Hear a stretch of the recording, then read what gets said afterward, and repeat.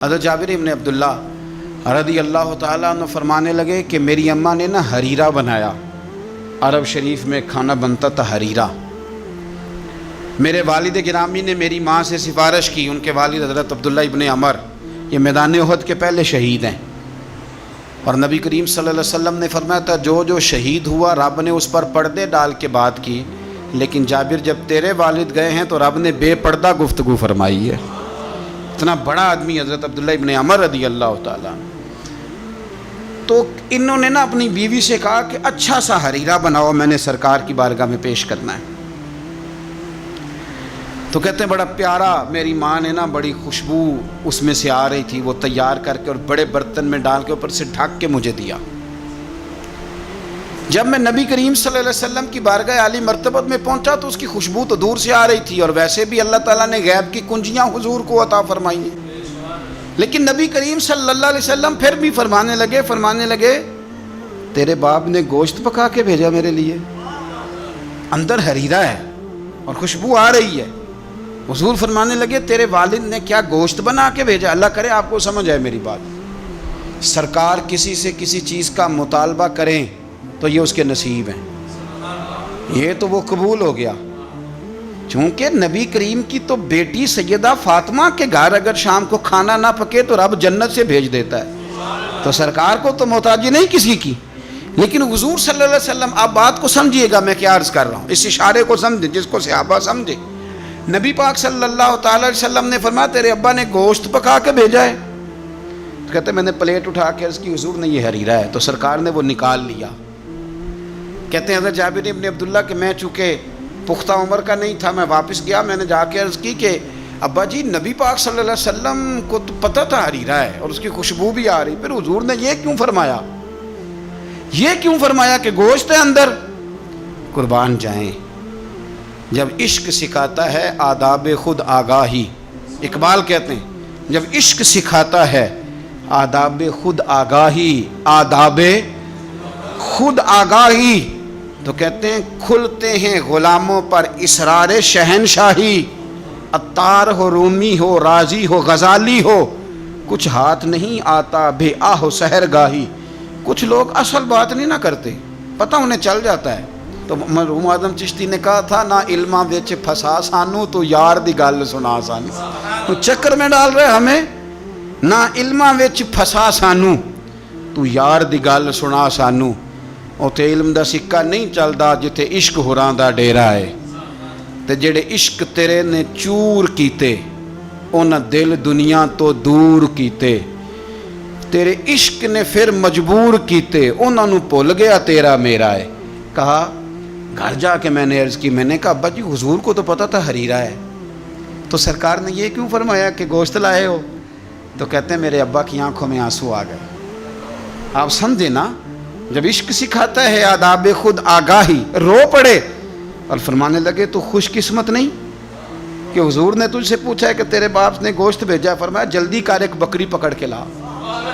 کہتے ہیں میں باڑے سے بکری پکڑ کے لایا، میرے ابا نے اسے بنایا اور بڑے پریم سے گوشت بنایا، اور میری ماں نے پکایا اور پھر برتن میں ڈالا۔ کہتے ہیں غروب آفتاب ہونے والا تھا جب میں وہ کھانا لے کے گوشت لے کے در رسول پہ پہنچا، اور جا کے جب میں نے پیش کیا تو حضور نے نہیں پوچھا کیا لائے ہو، اب نہیں پوچھا۔ جب عشق سکھاتا ہے آداب خود آگاہی، پھر کھلتے ہیں غلاموں پر اسرار شہن، اب نہیں پوچھا کیا لائے ہو، بلکہ کہتے ہیں میں نے جا کے رکھ دیا تو سرکار فرمانے لگے اللہ تجھے، تیری ماں کو، تیرے باپ کو میری طرف سے بھی بہترین جزا عطا کرے اور سارے نبیوں کی طرف سے بہترین جزا عطا فرمائے۔ بات کو سمجھیں، یہ جو تحائف ہوتے ہیں لیکن نا پہلا حق سب سے پہلے غریبوں کو دینا ہے، اور جب آپ سمجھ لیں کہ میں اپنے محلے میں غرباء کو تقسیم کر چکا تو پھر آپ نے یہ تحفہ بانٹنا ہے، پھر عید پہ تحفے دینے ہیں۔ نبی پاک صلی اللہ علیہ وسلم اپنے کسی صحابی کی شادی ہوتی تو اپنے دست مبارک سے کھجوریں بانٹا کرتے، کھجوریں اپنے دست مبارک سے بانٹا کرتے، تحفے سے محبت بڑھتی، اس سے پیار بڑھتا ہے۔ تو تحائف کا تبادلہ کریں، لیکن میں کہہ چکا ہوں کہ صرف لینے کا مزاج نہ بنائیں، یہ دو طرفہ معاملہ ہے، اس پر آپ غور کریں۔ پھر اگر آپ چاہتے ہیں کہ آپ محبت میں مزید فروغ ہو تو زندگی میں عاجزی پیدا کریں۔ کنز المال میں حدیث ہے، ایک مختصر جملہ ہے حدیث کا، پر اسے یاد رکھنا۔ نبی پاک صلی اللہ علیہ وسلم نے فرمایا ہر چیز کا کوئی پھل ہوتا ہے۔ آپ کوئی کام بھی کرتے ہیں تو اس کا کوئی رزلٹ نکلتا ہے، پھل ہوتا ہے۔ تو نبی پاک علیہ السلام نے فرمایا یہ جو عاجزی ہے نا، اس کا پھل محبت ہے۔ تم اگر عاجزی کرو گے تو پھر اس کا پھل محبت ہے۔ جھک جائیں، جھکنے سے رشتے مضبوط ہوتے ہیں۔ کبھی سسر کو بھی معذرت کرنی پڑے تو یہ کوئی مشکل کام نہیں، غلطی ساس سے بھی ہو ہی جاتی ہے۔ ڈٹ نہ جائیں، اڑ نہ جائیں۔ کیا نبی کریم صلی اللہ علیہ وسلم اپنے صحابہ سے معذرت نہیں کرتے تھے؟ کوئی تصور کر سکتا ہے کہ سرکار غلطی کریں گے؟ نبی پاک کے لیے جو گناہ کا گمان کرے وہ گمراہ ہے۔ لیکن صحابی صفیں سیدھی کراتے ہیں، ان کے پیٹ میں نبی پاک کا تیر لگ گیا تو حضور نے فرمایا نہیں مجھے اللہ کی رضا کے لیے معاف کر دے۔ وقت وصال حضور نے اعلان نہیں فرمایا کہ مجھ سے کوئی کسی شخص کو تکلیف پہنچی ہو تو بدلہ لے لے؟ تو کیا ابا جی غلطی کر ہی نہیں سکتے؟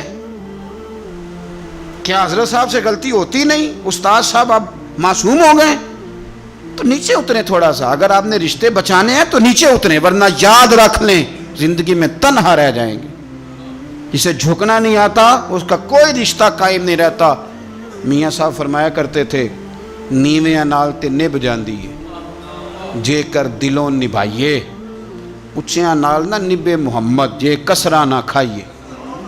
اگر تجھے عادت ہے تھوڑا سا تو کسر کھا لیتا ہے تو پھر تیری نبھ جائے گی۔ اگر تو کہتا ہے نا ماں بدولت تو یہ سوال ہی نہیں۔ اور ایک جگہ اور کہا، فرمانے لگے اچا نام رکھایا جس نے او چلے وچ سڑیا، اچا نام رکھایا جس نے او چلے وچ سڑیا، اور نیواں ہو کے لنگ محمد لنگ جاویں گا اڑیا۔ نیواں ہو کے لنگ محمد۔ پھر تو آج ہم نے رشتے گوا لیے لیکن ہم بارڈر پہ بیٹھے رہے، سلنڈر کرنا نہیں سیکھا۔ چپ کر کے سلنڈر کر دیں۔ آپ یقین کریں جو سلنڈر کرنے کا مزہ ہے نا وہ کسی اور چیز کا نہیں۔ اپنی زندگی کے اندر حق پہ کھڑے ہونا اور بات ہے، لیکن ہم تو ذات کے لیے کھڑے ہیں۔ اگر آپ تھوڑا سا اس پر توجہ کریں گے، عاجزی اختیار کریں گے تو آپ دیکھیں گے کہ محبتوں کو فروغ ہوگا۔ ایک تو درگزر کریں، تحفے کا لین دین کریں، عاجزی اختیار کریں، دل سے کدورت کو دور کریں۔ اپنے ان رشتہ داروں کو جو آپ سے ناراض ہیں ان کو فون کریں، اور کوشش کریں کہ جن کی غیبتیں کر چکے ہیں دوبارہ نہ کرنے کا عہد کریں۔